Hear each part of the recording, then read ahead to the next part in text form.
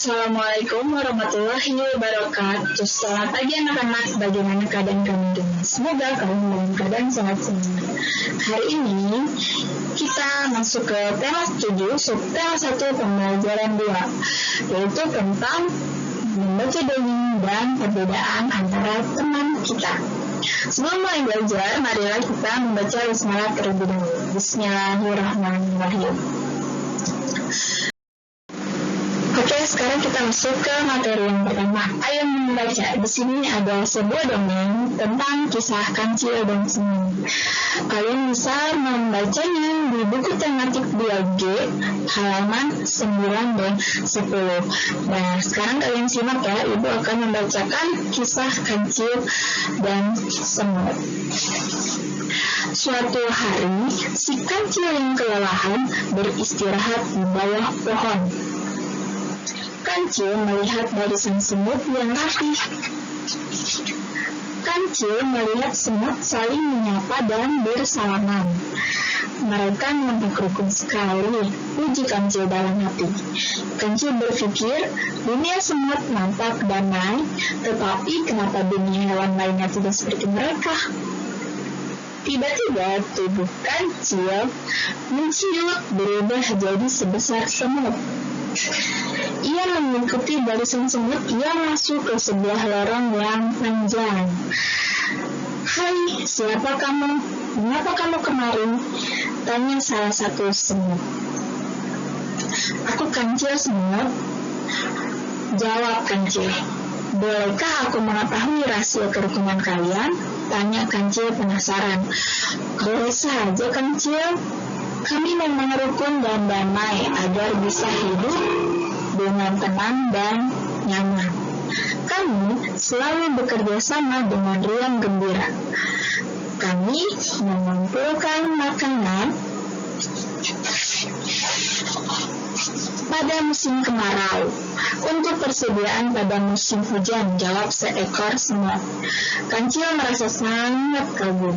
Ia iri melihat dunia semut yang rukun, damai, dan saling membantu. Ia menyampaikannya kekagumannya pada semut. Kamu juga bisa melakukannya, Kancil. Kami terbiasa untuk hidup rukun, tolong-menolong, bekerja keras, dan tidak serakah semenjak kecil. Kami diajari agar tidak iri hati, dengki, ataupun bersikap malas.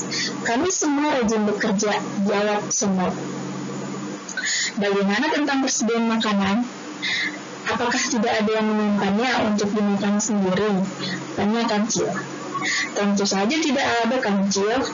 Kami bekerja sama mengumpulkan bahan makanan untuk dimakan bersama. Semut menjelaskan kepada Kancil. Setelah puas mendapat jawaban dari semut, Kancil berpamitan. Ia tersenyum mengingat perkataan semut.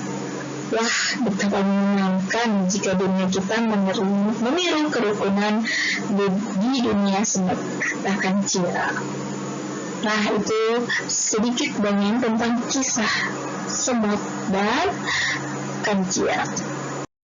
Selanjutnya kita berdiskusi kebersamaan apakah yang dilakukan semut. Kebersamaan tentang mengumpulkan makanan untuk dimakan bersama dan selalu hidup dengan damai. Sikap baik apakah yang kita dapat tiru dari cerita tersebut?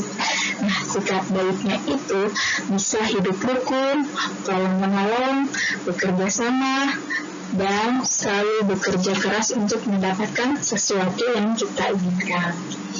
Dan tidak lupa selalu saling berbagi. Itu sikap baik yang kita dapat tiru dari cerita kisah Kancil dan semut. Oke? Nah, cerita yang tadi itu adalah cerita fabel. Apa itu fabel?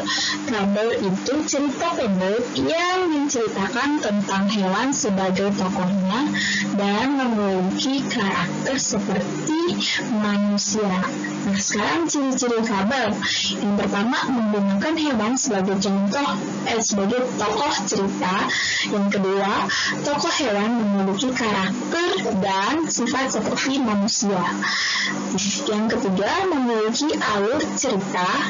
Dan yang terakhir, memiliki pesan-pesan kebaikan di dalam ceritanya. Itu ciri-ciri fabel.